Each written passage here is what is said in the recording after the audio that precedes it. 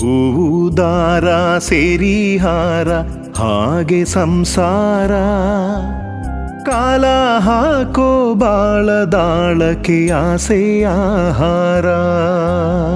ಏಳು ಬೀಳಿನ ಏಳು ಹೆಜ್ಜೆಗೆ ಸಪ್ತಪದಿ ಎಂದು ಬಂದು ಸೇರಿದ ಬಂಧು ಬಳಗಕ್ಕೆ ನಿಜವು ಏನೆಂದು ತಿಳಿಸದ ಗಂಡ ಹೆಂಡತಿ, ಸ್ನೇಹಿತರಿಲ್ಲಿ ದಂಪತಿ.